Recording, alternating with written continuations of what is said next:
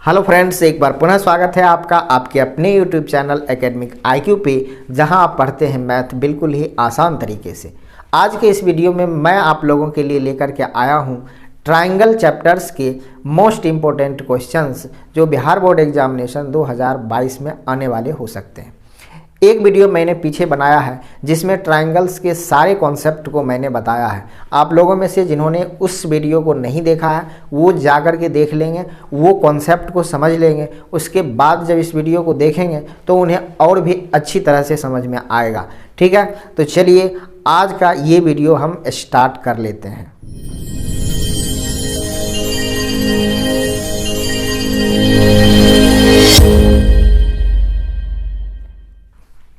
देखिए, सवाल है कोष्ठकों में दिए गए शब्दों में से सही शब्दों का प्रयोग करते हुए रिक्त स्थानों को भरिए।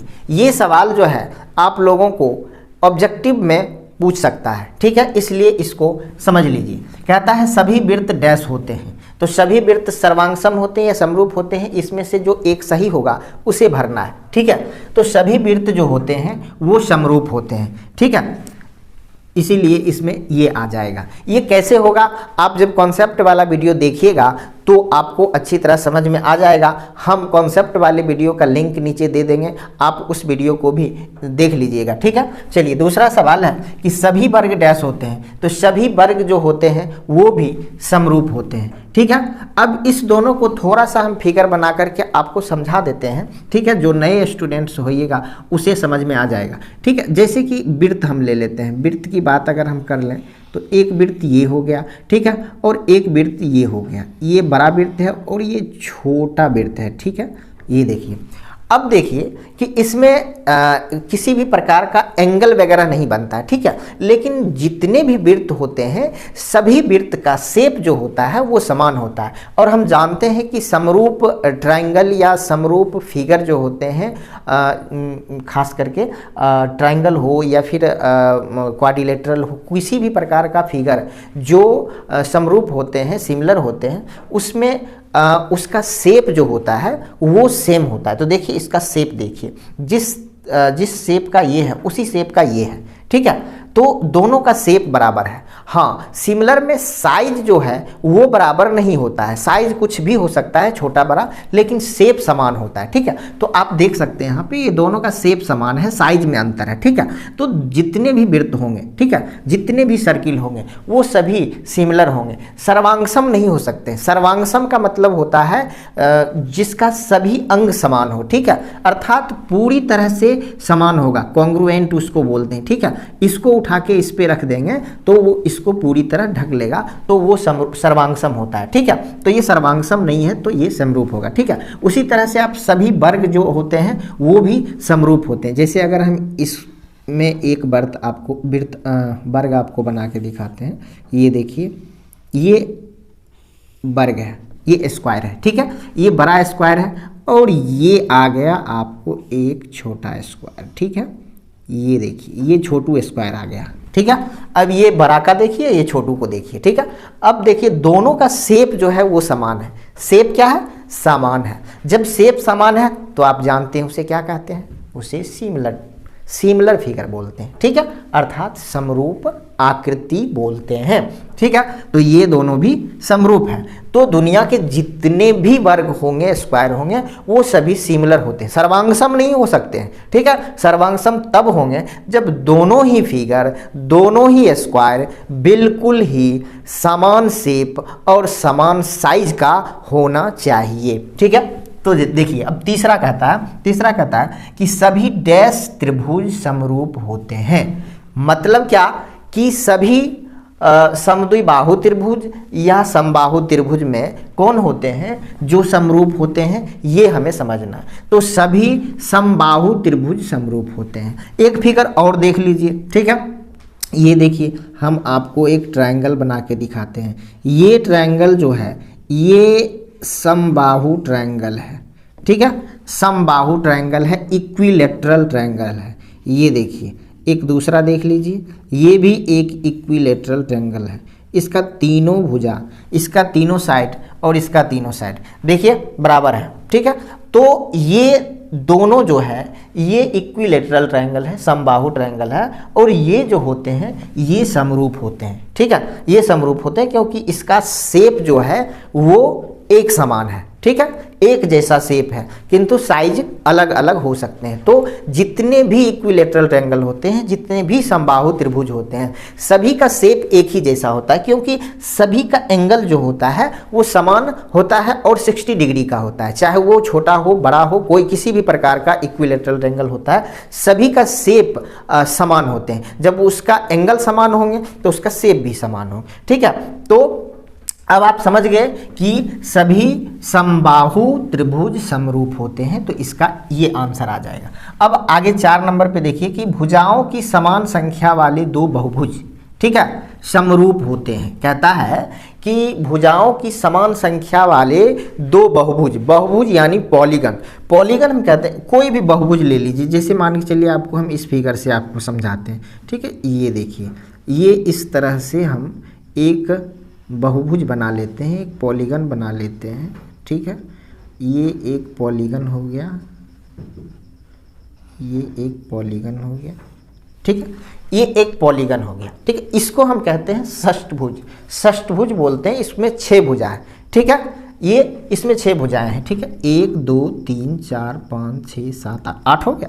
1 2 3 4 5 6 7 8, हाँ 8 भुज हो गया। चलिए इसको अष्टभुज बोल देते हैं। ठीक है, ये अष्टभुज हो गया। ठीक है, तो अब चूंकि बहुभुज, बहुभुज में ज़्यादा भुजा होता है, तो बहुभुज किसी भी प्रकार के हो सकते हैं। ये भी एक बहुभुज है, ये भी एक बहुभुज है, ये भी एक बहुभुज है। ठीक है, तो ये सारे बहुभुज है। हम कहते हैं भुजाओं की समान संख्या वाले दो बहुभुज समरूप होते हैं यदि उनके संगत कोण बराबर हों। ठीक है, और उनकी संगत भुजाएं समानुपाती हों। ठीक है, तभी जाकर के दो बहुभुज जो होंगे वो सिमिलर होंगे। ठीक है, दो पॉलीगन जो होता है, दो बहुभुज जो होता है, वो तभी सिमिलर होता है जब उसका संगत कोण अर्थात कॉरेस्पॉन्डिंग एंगल जो होता है वो क्या होता है, वो बराबर होते हैं और संगत भुजाएं जो होती है वो समानुपाती होती है, अर्थात प्रोपोर्शनल होती है, सेम रेशियो में होता है, तभी जाकर के वो सिमिलर होते हैं। ठीक है, आई होप आपको इतनी बातें समझ में आ गया होगा। ये था आपका एक्सरसाइज 6.1। ठीक है, 6.1 में ये बहुत ही मोस्ट इंपॉर्टेंट क्वेश्चन था, इसको आप अच्छे से समझ लीजिएगा। ठीक है, चलिए देखते हैं अगला सवाल क्या है जो इंपॉर्टेंट होने वाला है। दूसरा सवाल है, आकृति 1 और 2 में DE पैरेलल है BC का, DE पैरेलल है BC का। दोनों ही आकृति को आप ध्यान से देखिए, DE पैरेलल है BC का। एक में EC मतलब E और C, और 2 में AD मतलब A और D ज्ञात कीजिए।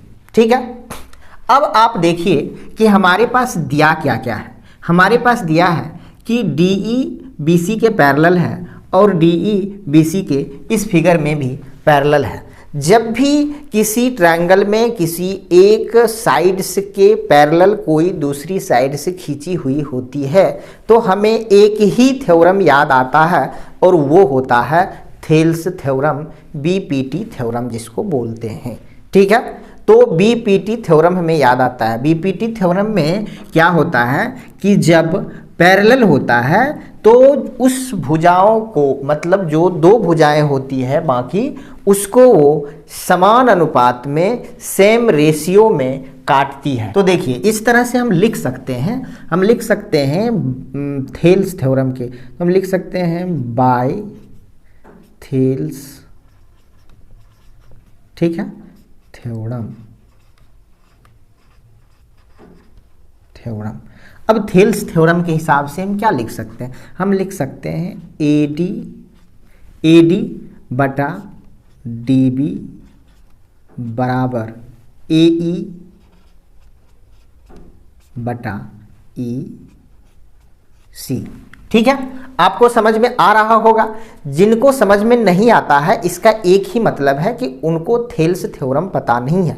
ठीक है, थेल्स थ्योरम के कॉन्सेप्ट को मैंने पिछले वीडियो में बताया है, जिसमें ट्रायंगल्स के पूरे कॉन्सेप्ट को समझाया है, जिसमें हमने थेल्स थ्योरम, पाइथागोरस थ्योरम और उसके बाद ट्रायंगल्स के और भी कुछ कॉन्सेप्ट होते हैं, उसके बारे में मैंने चर्चा किया है। आप लोगों को लिंक डिस्क्रिप्शन में है, देख लेना है, समझ लेना, उसके बाद इसे बनाना है, ज़रूर बनेगा, ठीक है। फिर भी आप समझिए, समझने की कोशिश कीजिए, ज़रूर समझिएगा, ठीक है। देखिए क्या होता है कि अब हम जो यहाँ पे दिया हुआ है उसका मान हम यहाँ पे रखते हैं। AD का मान है 1.5, DB का वैल्यू है 3, AE का वैल्यू है 1 और EC का वैल्यू ही हमें निकालना है, तो हम EC ही रहने देंगे, ठीक है। इसको हम काट सकते हैं इस तरह से, ठीक है। ये हो जाएगा 0.5 कट जाएगा, ठीक है। अब हम क्या करेंगे, EC को इस तरफ लाएंगे, क्रॉस मल्टीप्लाई हो जाएगा, ठीक है। 1/0.5, ये 0 हटेगा, यहाँ पे ये पॉइंट हटेगा, 0 ऊपर आ जाएगा, 5 दूनी 10, EC बराबर 2, ये EC बराबर 2 सेंटीमीटर आ गया, ठीक है। अब देख लीजिए कि दूसरा जो क्वेश्चन है, दूसरा जो फिगर है, उसको किस तरह से करेंगे। सेम तरीका से किया जाएगा। इसमें भी जो कहता है वो DE पैरेलल BC का है, तो हम इसमें भी थेल्स थ्योरम ही लगाएंगे, BPT थ्योरम ही लगाएंगे। देखिए कैसे होगा, इसमें भी यही होता है। आप देख लीजिए, आप बनाइएगा तो कर लीजिएगा। वैसे ये जब ऑब्जेक्टिव सवाल पूछेगा इस तरह का, तो आपको ये सब करना नहीं है। आपको सिर्फ ये देखना है कि DE BC के पैरेलल दिया हुआ है या नहीं। जब दिया हुआ है तो बस आपको थेल्स थ्योरम लगा देना है, इतना करने की जरूरत नहीं है। अगर सवाल 1 नंबर का होगा, ऑब्जेक्टिव सवाल होगा, तो आप सिर्फ देखिएगा। क्या देखिएगा, यहाँ पे देखिए, यहाँ पे देखिए कि ये और ये और ये और ये दोनों क्या होता है, ये समानुपाती होता है, प्रोपोर्शनल होता है। तो हम देखेंगे कि इसका डबल ये है तो इसका डबल ये हो जाएगा। ये देखिए 1.5 है, ये 3 है, इसका डबल है तो यहाँ 1 का डबल 2 हो जाएगा, हमें 2 ही आया, ठीक। इसमें भी हम देखेंगे कि ये देखिए, इसको देखिए कि ये जो है इसका 1/3 है, देख रहे हैं, इसका 1/3, 18 तिया 54, इसका 3 गुना, ये इसका 1/3, ठीक है। उसी तरह से हम यहाँ पे वो मान रखेंगे जो इसका 1/3 हो, तो यहाँ 2.4 हो जाएगा, 24 तिया 72, ठीक है।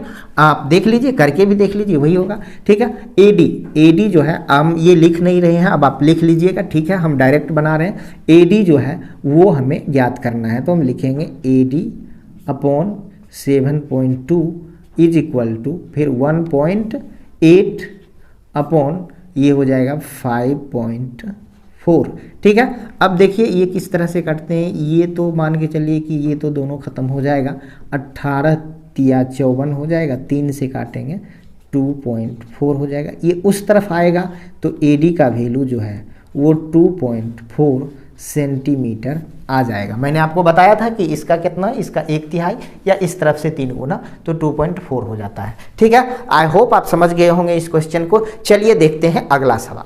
अगला सवाल है, किसी ट्राइंगल PQR की भुजाओं PQ और PR पर क्रमशः बिंदु E और F स्थित हैं। निम्न में से प्रत्येक स्थिति के लिए बताइए क्या EF पैरेलल QR का है, ठीक है। एक ट्राइंगल है PQR, ठीक है, उसके 2 साइड्स पे E और F बिंदु स्थित है, ठीक है। और हमें बताना है कि क्या EF जो है वो QR का पैरेलल है या नहीं। इसके लिए कुछ स्थितियां हमारे सामने सवाल में दिया हुआ है, ठीक है। तो चलिए पहले सवाल में क्या स्थितियां दिया हुआ है। PE जो दिया हुआ है वो दिया हुआ है 3.9, EQ दिया हुआ है 3 सेंटीमीटर में, PF दिया हुआ है 3.6 और उसके बाद FR दिया हुआ है 2.4। हमें ये बताना है क्या EF पैरेलल है QR का। जब इस तरह की स्थिति है तो हमें थेल्स प्रमेय के जैसा एक और प्रमेय होता है जो उसके विलोम होता है कि अगर रेखाएं जो EF दी हुई है, अगर जो ये साइड्स है इसको समान अनुपात में यदि काटती है तो QR EF दोनों पैरेलल होंगे, ठीक है। तो पहले हम देखते हैं कि क्या इसका रेशियो जो है, पहले हम रेशियो निकाल के देखेंगे इसका रेशियो जो है वो इक्वल है या नहीं है। तो चलिए देखते हैं इसका रेशियो क्या है। इसका रेशियो हम निकाल के देखते हैं, ठीक है। PE/EQ क्यू बराबर होते हैं पी एफ बटा एफ आर। ये कितना हो गया, ये 3.9 बटा 3 हो गया, ये 3.6 बटा 2.4 हो गया। ठीक है, ये हम काट देंगे इसको, ये दोनों हट जाएगा। ठीक है, 12 दूनी 24, 12 तिया 36, ये कट जाएगा, 1.3 हो जाएगा। ठीक है, और ये हमारे पास आ गया 1.3 और ये 3/2 है तो ये हो गया 1.5। ये दोनों इक्वल नहीं है।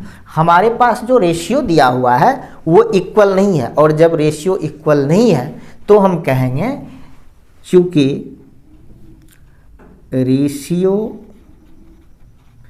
इज नॉट इक्वल, इसलिए E F not parallel Q R का, ये ई एफ क्यू आर का पैरेलल नहीं हुआ। ठीक है, अब चलिए इसी तरह से हम जो दूसरा दिया हुआ है उसको भी कर लेते हैं। ठीक है, अब यहाँ पे जो दिया हुआ है आपको हमने पहले इस सवाल में करके दिखा दिया। अब देखिए उसी तरह से हम इसको केवल चेक कर लेते हैं, इसी हिसाब से इसी फिगर को रहने देते हैं। ठीक है, उस फिगर में देखिए पीई 4 है तो हमारे पास जो ये आना चाहिए ये उसी हिसाब से हम बैठाएंगे। पीई 4 है, ठीक है, तो इसको हम 4 ले लेते हैं। उसके बाद ई क्यू जो है वो कितना है 4.5 है, और उसके बाद हमारे पास जो पी एफ है वो 8 है, और आर एफ है जो है ये 9 है। ठीक है, आप लिख करके बना लीजिएगा, हमने आपको पहले सवाल में करके दिखा दिया है, दूसरे में हम शॉर्ट तरीके से आपको करके दिखा देते हैं।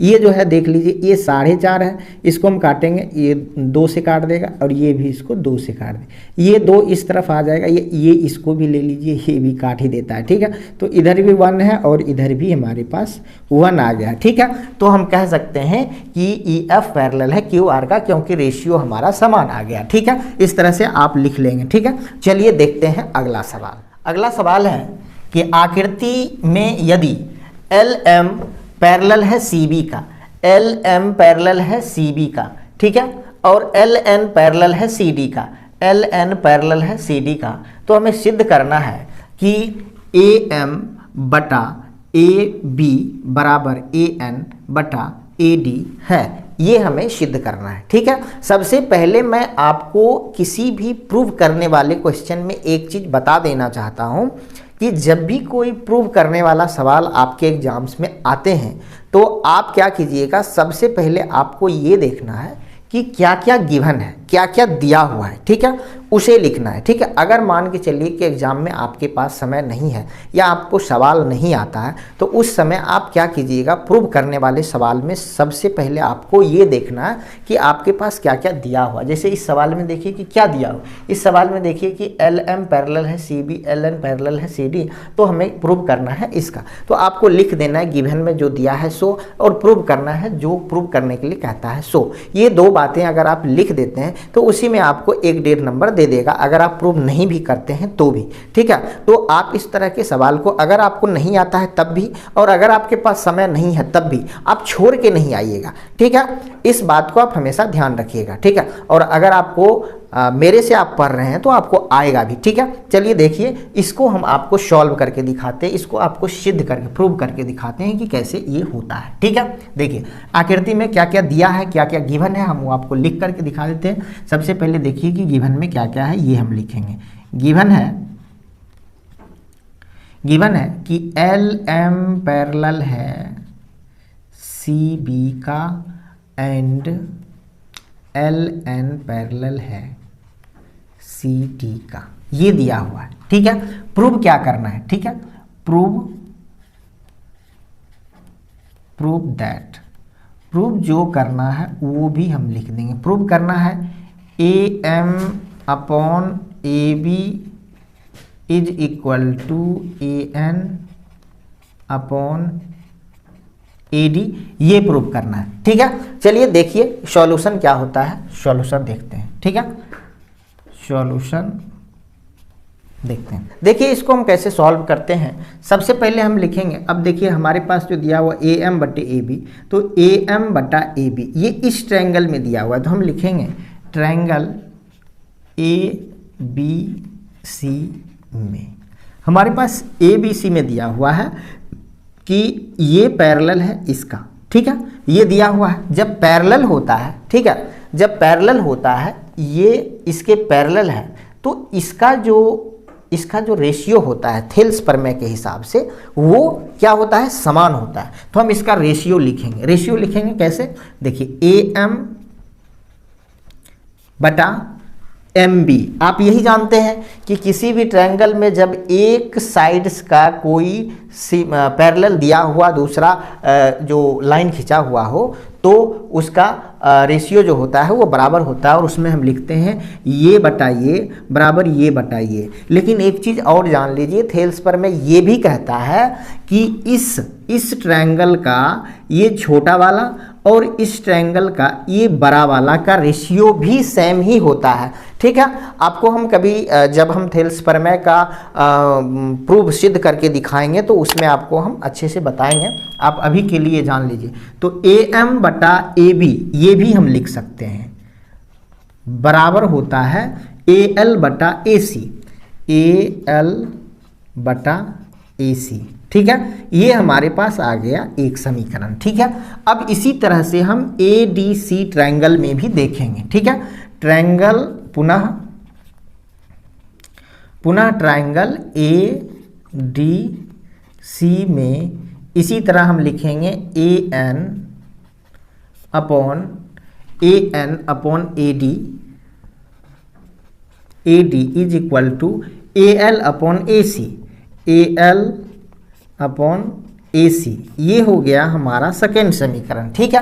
अब आप समीकरण 1 और 2 का कंपैरिजन कीजिए तो आप देखिएगा कि AL बटा AC और AL बटा AC ये दोनों में है, ठीक है। जब ये दोनों में इक्वल है तो इसका मतलब है कि इस तरफ भी इसका जो राइट हैंड साइड का जो हमारे पास दिया हुआ है ये इक्वल है, तो लेफ्ट हैंड वाले भी इक्वल होंगे। तो हम लिख सकते हैं कि इक्वेशन 1 and 2 से, अब 1 और 2 से हम क्या लिख सकते हैं, हम लिख सकते हैं कि AM बटा AB is equal to AN बटा AD, ठीक है। यही हमें प्रूव करना है और ये हमें प्रूव हो गया, तो हम लिखेंगे प्रूव्ड, ठीक है।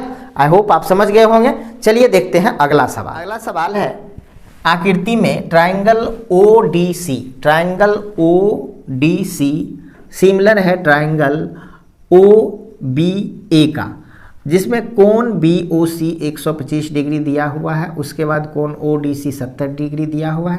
हमें कहता है कि DOC DCO OAB ज्ञात कीजिए, ठीक है। हमारे पास क्या क्या ज्ञात करने के लिए कह रहा है, ठीक है। हमारे पास कहता है एंगल DOC क्या होगा, एंगल DCO क्या होगा, एंगल OAB क्या होगा, ये हमें ज्ञात करने के लिए कहता है, ठीक है। देखिए इस तरह से फिगर बना करके आपको दे देगा और इसमें से कोई एक एंगल आपको कह सकता है निकालने के लिए। ऑब्जेक्टिव में आपको इस तरह के सवाल आते हैं, ठीक है। तो आपको इस तरह के सवाल बनाने के लिए जितने भी थ्योरम आप लोगों ने सीखा है उसे तो आपको जानना ही जानना चाहिए, और आप लोग जो ट्रायंगल के बारे में जो बेसिक कंसेप्ट होता है, जैसे कि ट्रायंगल के तीनों एंगल्स का योग 180 डिग्री होते हैं, ठीक है। जैसे कि लीनियर पेयर जो होता है वो रैखिक युग्म में जिसको बोलते हैं उसका योग 180 डिग्री होता है। इस तरह का जो बेसिक चीज़ें हैं उसके बारे में भी आप जानना आपके लिए बहुत ज़रूरी है इस तरह के सवाल को करने के लिए, ठीक है। और आई होप आप जानते भी होंगे। तो चलिए इसको हम सॉल्व करते हैं, ठीक है। देखिए किस तरह से सॉल्व करते हैं। हमें कहता है कि ये कोण ज्ञात कीजिए, उसके बाद हमें कहता है ये कोण ज्ञात कीजिए, और हमें कहता है ये कोण ज्ञात कीजिए। इस तीनों एंगल को ज्ञात करने के लिए कहता है। तो सबसे पहले हम इस कोण को ज्ञात करेंगे। देखिए कि ये जो है एक सीधी रेखा है, ठीक है, और इस पे दो कोण बनते हैं, ठीक है, एक ये कोण और एक ये कोण, ठीक है। तो लीनियर पेयर में होता है कि जब कोई सीधी रेखा होती है, ठीक है, और इस पर जो कोण बनते हैं, ठीक है, तो इस दोनों कोण का योग 180 डिग्री होता है। इसी को हम लीनियर पेयर या रैखिक युग्म कहते हैं, ठीक है। तो आप देख रहे हैं कि इसी तरह से बन रहा है। अगर ये 125 है तो ये जो होगा इसे निकालने के लिए हम 180 से माइनस कर देंगे तो ये निकल जाएगा। ठीक है, 180 में से अगर हम 125 को माइनस करेंगे, ठीक है, तो ये हमें निकल कर के आएगा 55 डिग्री। तो ये जो हो गया ये 55 डिग्री हो गया है। ठीक है, ये 55 डिग्री हो गया। चलिए उसके बाद देखिए हमें कहता है DCO ज्ञात करने के लिए। ठीक है, अब आप जानते हैं कि ये एक ट्रायंगल है और ट्रायंगल के तीनों जो कोण होते हैं, जो तीनों इंटरनल एंगल जो होता है उसको जोड़ने के बाद हमें 180 डिग्री आता है। अब दो एंगल तो हमारे पास हो गया। ठीक है, अब तीसरा एंगल कैसे ज्ञात करेंगे? इस दोनों को ऐड करके अगर हम 180 में से माइनस करते हैं तो ये तीसरा एंगल भी हमें मिल जाएगा, क्योंकि तीनों का योग जो होता है वो 180 डिग्री होता है। ठीक है, अब 70 और 55 को जब हम जोड़ेंगे, ठीक है, तो ये 125 हो जाएगा। 70 और 55 को हम जोड़ेंगे, ठीक है, तो ये हो जाएगा 125 डिग्री। अब 125 डिग्री, अब इसको हम 180 में से माइनस करेंगे तो ये 55 डिग्री, ये एंगल भी 55 डिग्री हो जाता है। तो ये तो 55 डिग्री आ गया, ये भी 55 डिग्री आ गया। अब देखिए हमारे पास अब ये 55 हो गया, अब हमारे पास ये कितना होगा ये लाना है हमें। ठीक है, अब देखिए एक चीज़ और आप लोगों ने पढ़ा होगा, ठीक है, कि जब दो पैरेलल लाइन जो होते हैं उसको अगर एक लाइन जो है इस तरह से कट करता है, ठीक है, इस तरह से इंटरसेक्ट करता है, तो ये जो अल्टरनेट एंगल होते हैं, ठीक है, ये जो अल्टरनेट एंगल होते हैं, ये एकांतर कोण जिसको बोलते हैं, ठीक है, ये दोनों इक्वल होते हैं। तो इसमें भी आप देखिए कि इस तरह से ये कोण बन रहा है, ये दोनों पैरेलल है और ये इसको कट कर रहा है, तो ये दोनों बराबर होंगे। तो ये अगर 55 है तो ये भी 55 होगा। ठीक है, तो यहाँ पे ये भी 55 हो जाता है। देख रहे हैं कि तीनों कोण जो है आपको 55 55 55 आ गया। ठीक है, तो इसे आप जरूर ध्यान रखेंगे। इसी तरह से ये बनता है, इसमें कुछ हमें और करने की ज़रूरत नहीं है। ठीक है, तो चलिए देखते हैं अगला सवाल है कि एक ट्रायंगल ABC की भुजाएं AB और BC तथा माध्यिका AD एक अन्य ट्रायंगल PQR की क्रमशः PQ और QR तथा माध्यिका PM के समानुपाती है। दर्शाइए कि ट्रायंगल ABC सिमिलर है ट्रायंगल PQR का। ठीक है, सवाल में कहता है कि दो ट्रायंगल है ABC और PQR, ठीक है, और तीन भुजाएं AB PQ BC QR AD PM, ये तीनों जो है ये क्या है, ये समानुपाती है, प्रोपोर्शनल है। ठीक है, तो आपको साबित करना है कि ABC और PQR मतलब कि ABC और PQR ये दोनों जो ट्रायंगल है क्या सिमिलर है। ठीक है, इसे प्रूव करना है। ठीक है, सबसे पहले आप एक चीज़ देख लीजिए कि ये मीडियन है। मीडियन हम उसको कहते हैं, माध्यिका कहते हैं। माध्यिका का मतलब होता है कि किसी भी ट्रायंगल का माध्यिका जो होता है वो एक ऐसा लाइन होता है जो उस ट्रायंगल को दो बराबर भागों में बांटता है। तो अगर ये मीडियन है इसका और दोनों इस ट्रायंगल को अगर दो बराबर भागों में बांटेगा तो ये जो नीचे का जो साइड है BC, इसको ये दो बराबर भागों में बांटेगा तो ये और ये इक्वल होंगे, उसी तरह ये और ये भी इक्वल होंगे। इस चीज़ को आप ध्यान रखिएगा, क्योंकि अभी जब मैं इसको प्रूव करूँगा तो ये चीज़ें वहाँ पे ज़रूरत पड़ेगी। ठीक है, चलिए देखते हैं। हमारे पास जब हमने आपको बताया है कि जब कभी हमें कोई भी प्रूव करने वाला क्वेश्चन हो तो सबसे पहले हम गिवन लिखते हैं, प्रूव दैट लिखते हैं, उसके बाद हम सॉल्व करते हैं। तो चलिए देखते हैं किस तरह से होता है। हम गिवन पहले लिख देते हैं। गिवन में क्या क्या दिया हुआ है ये हम लिखेंगे। ठीक है, गिवन में है कि triangle ABC and triangle PQR में, ठीक है, क्या क्या दिया हुआ है? दिया हुआ है AB अपॉन PQ, ठीक है, is equal to BC upon QR, BC upon QR, और दिया हुआ है AD अपॉन PM, ये हमारे पास दिया हुआ है। ठीक है, सॉल्व करना है हमें। प्रूव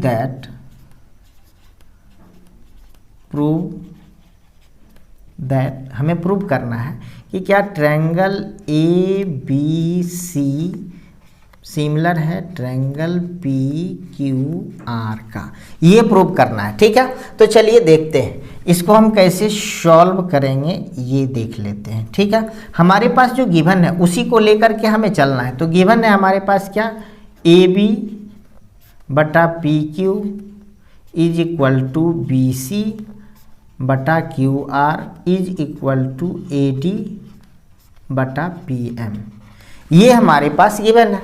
ठीक है, अब देखिए इसको हम आगे ले जाते हैं। ए बी बटा पी क्यू को हम ऐसे ही रहने देंगे। ठीक है, अब हमारे पास मीडियन जो है उसका कमाल अब हम देखेंगे। ठीक है, तो मीडियन का क्या कमाल देखते हैं। देखिए यहाँ पे लिखा हुआ है क्या, बी सी। ठीक है, हम जानते हैं कि ये मिड पॉइंट है बी सी का, तो बी डी बराबर डी सी है, तो हम यहाँ पे लिखेंगे बी डी, लेकिन चूंकि ये दोनों बराबर है तो हम two B D, B C को हम लिख सकते हैं टू बी डी।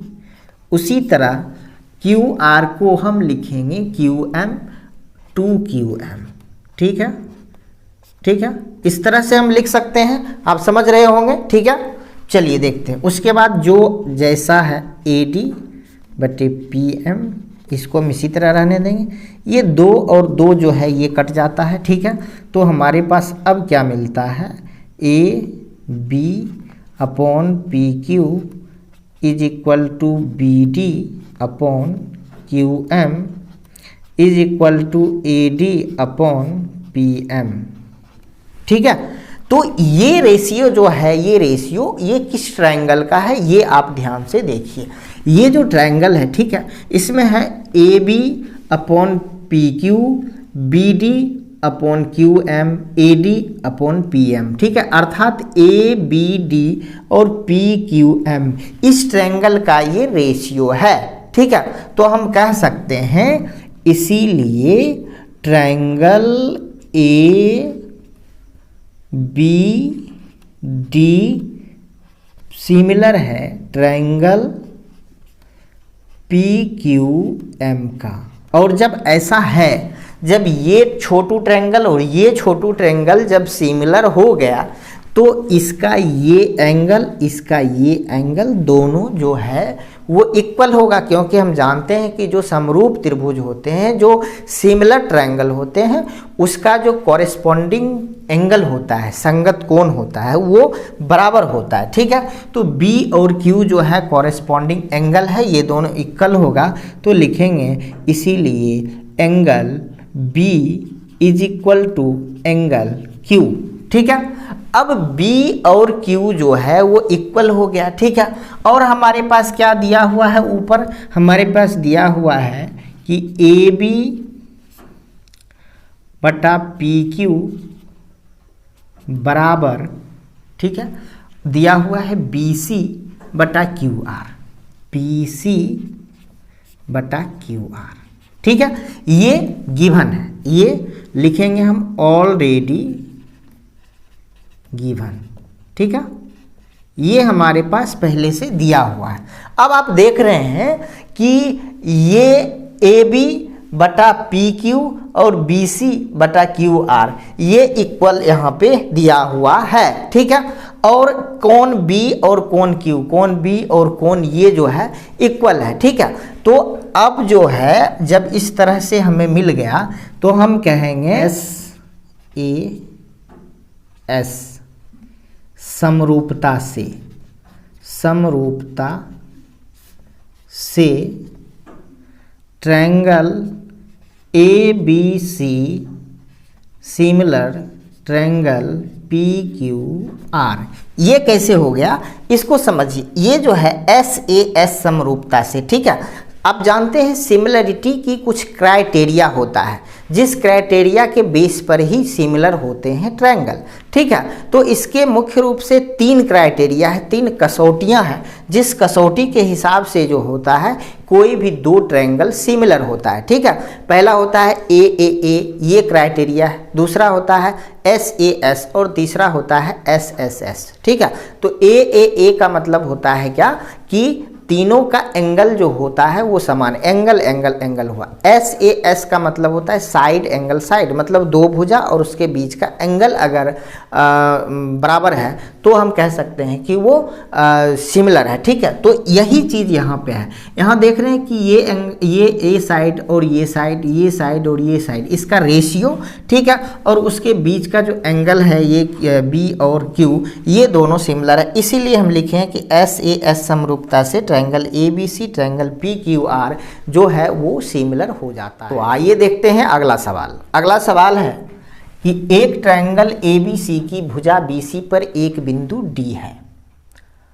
और दर्शाना है और दिया हुआ है कि एंगल ADC एंगल BAC के बराबर है। तो हमें बताना है कि CA² बराबर CB इंटू CD होता है, ठीक है। तो चलिए इसको हम देखते हैं किस तरह से करते हैं। हमारे पास क्या गिवन है ये देख लेते हैं। सबसे पहले हमारे पास जो दिया हुआ है वो दिया हुआ है कि एंगल सबसे पहले ट्रायंगल ABC, ठीक है, triangle ABC and triangle ADC, triangle ADC में इसमें ADC बराबर है BAC का, ठीक है, में angle ADC equal angle BAC, ठीक है, ये दोनों बराबर है, ठीक है। तो अब हमें ये बताना है, ये पहले देख लीजिए कि जो हमारे पास ये त्रिभुज है और एक ये त्रिभुज है, दो त्रिभुज है, ठीक है। इस त्रिभुज को अगर हम सिमिलर कर देते हैं, ठीक है, तो हमारे पास ये प्रूव हो जाएगा, ठीक है। हम इसको प्रूव कर लेंगे, ठीक है। चलिए देखते हैं इसको कैसे करेंगे। तो एक एंगल तो हमारे पास दिया हुआ है कि ये दोनों जो है सो इक्वल है, ठीक है, ये एंगल और ये एंगल इक्वल हो गया। अब दूसरा देखिए एंगल C, एंगल C हम लिखेंगे कि angle C is equal to angle C। क्यों? क्योंकि C जो है, देखिए ध्यान से, तो आपको इस छोटू ट्रायंगल जो है ADC, ठीक है, इसमें भी दिया हुआ है एंगल C, और बड़े ट्रायंगल जो है ABC इसमें भी है एंगल C, ठीक है।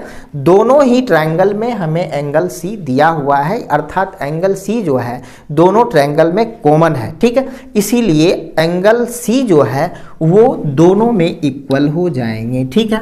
तो हमारे पास दो एंगल जो है वो इक्वल हो चुका है। तो अब जो तीसरा एंगल जो ये B बच जाता है, ठीक है, और ये इसका ये बच जाता है, ये दोनों भी अपने आप इक्वल हो जाएंगे, ठीक है।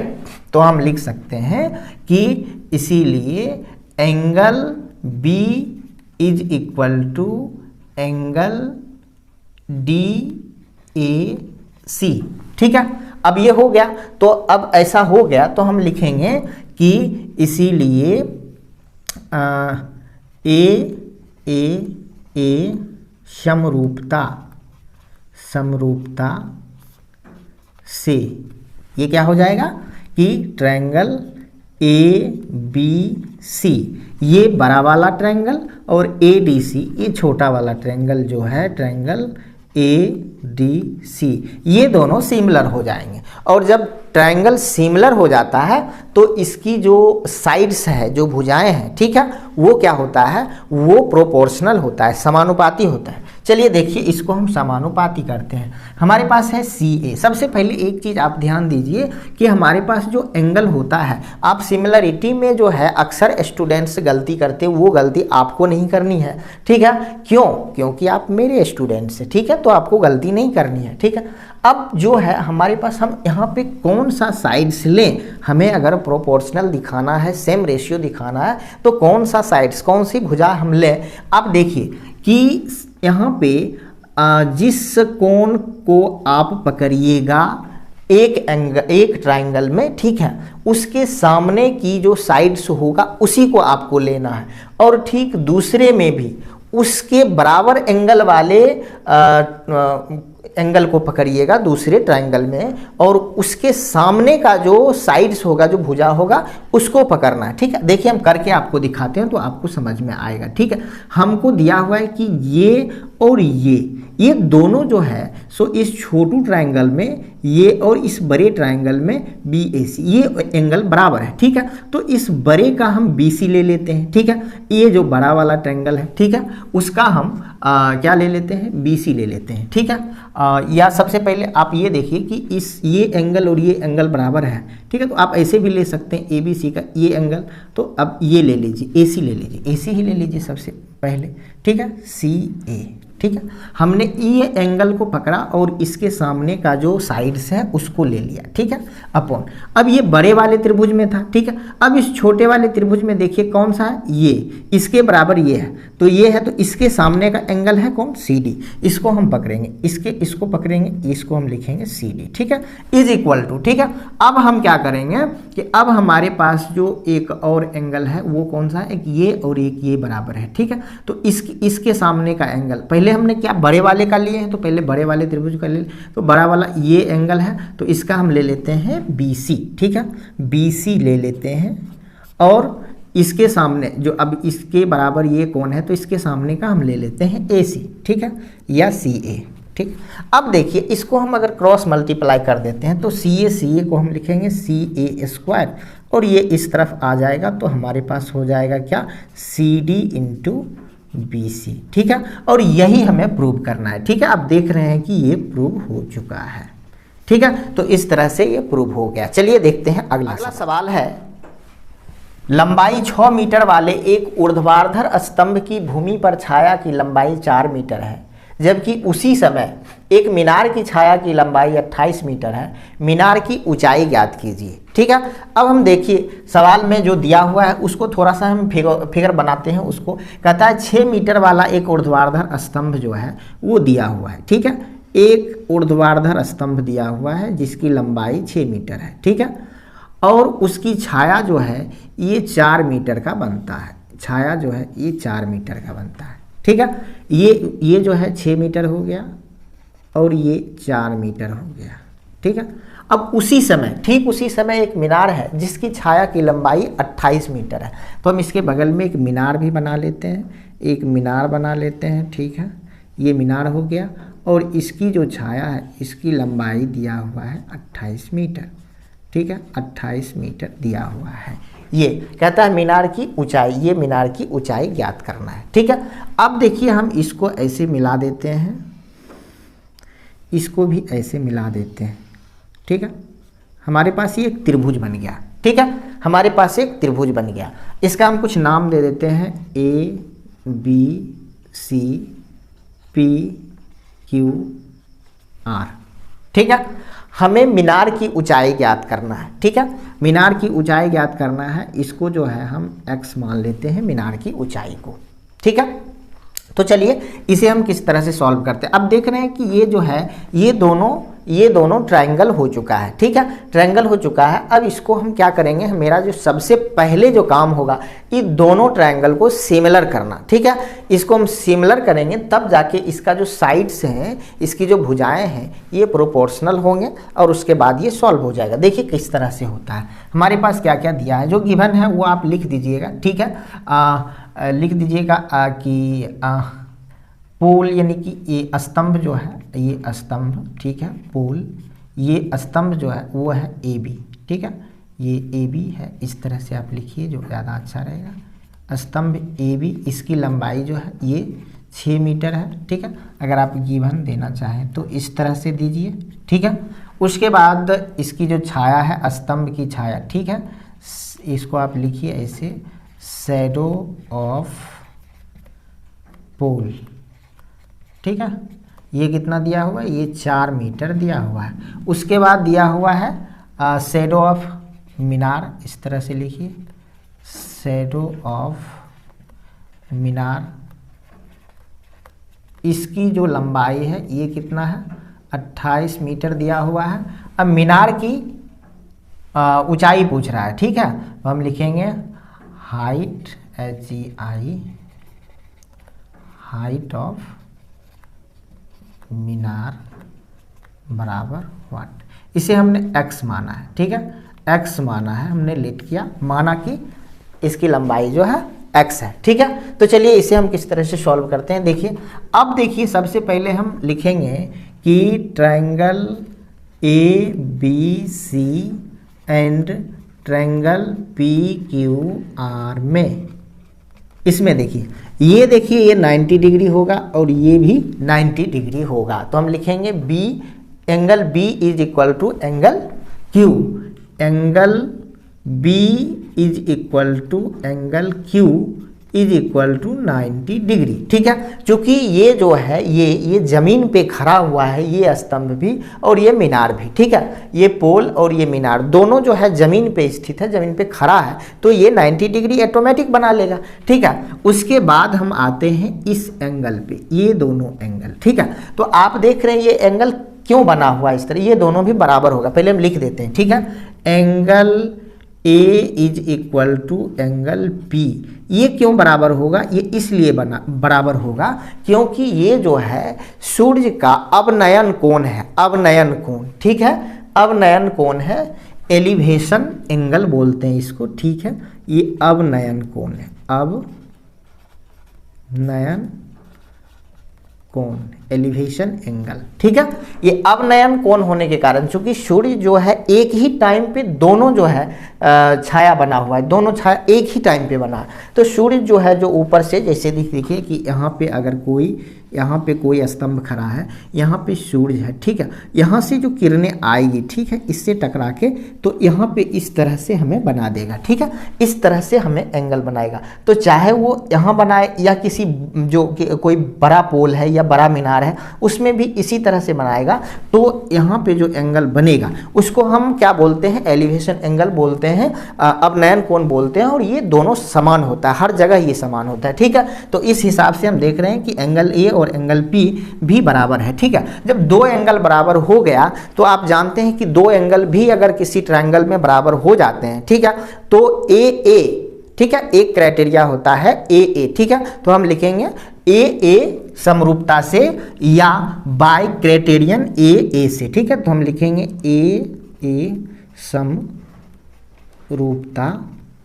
ठीक है, कसौटी से, कसौटी से। ठीक है, क्या होगा, triangle A B C similar होगा ट्रायंगल पी क्यू आर। जब ये दोनों ट्रायंगल सिमिलर है तो इसका साइड से, इसकी जो भुजाएं हैं वो क्या होगा, प्रोपोर्शनल होगा, समानुपाती होगा। ठीक है, तो अब हम लिखेंगे ए बी बटा पी क्यू, इसीलिए ए बी बटा P Q is equal to B C बटा क्यू आर, बी सी बटा क्यू आर, इस तरह से लिखेंगे। तो अब हमारे पास ए बी कितना है, ए बी है 6 अपॉन बी सी, ये क्या है पी क्यू, तो ये x होगा, और ये है बी सी, बी सी हो जाएगा हमारे पास कितना 4, और ये हो जाएगा हमारे पास 28। ठीक है, ये काटेंगे इसको, 7 चौक 28, ये x इस तरफ आ जाएगा और साथ ये 42। ठीक है, 42 बराबर x। ठीक है, तो x का वैल्यू जो है वो 42 आ गया, और x क्या है, ये है हाइट ऑफ मीनार, मीनार की ऊंचाई है। तो हम लिखेंगे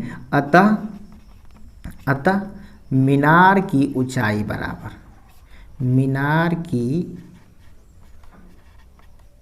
ऊंचाई बराबर 42 मीटर। यही हमारा आंसर हो गया। तो आप समझ गए होंगे। चलिए अब हम नेक्स्ट वीडियो में मिलेंगे। अगर आप लोगों ने अभी तक चैनल सब्सक्राइब नहीं किया है तो चैनल को जरूर सब्सक्राइब कर लीजिए और बेल आइकन को भी जरूर प्रेस कर लीजिए ताकि आपको समय पर नोटिफिकेशन मिलता रहे। अभी ट्रायंगल ख़त्म नहीं हुआ है, एक मोस्ट इम्पोर्टेंट पार्ट और भी आएगा ट्रायंगल का। तब तक आप जो है इस को प्रैक्टिस कीजिए, इसको खूब अच्छे से बनाइए। ठीक है, हम फिर मिलेंगे आपको नेक्स्ट वीडियो में। इसका जो है अगला पार्ट लेकर के आपको मैं ट्रायंगल को खूब अच्छे से तैयारी करवा दूंगा। ठीक है, चलिए मिलते हैं नेक्स्ट वीडियो में, तब तक के लिए थैंक यू।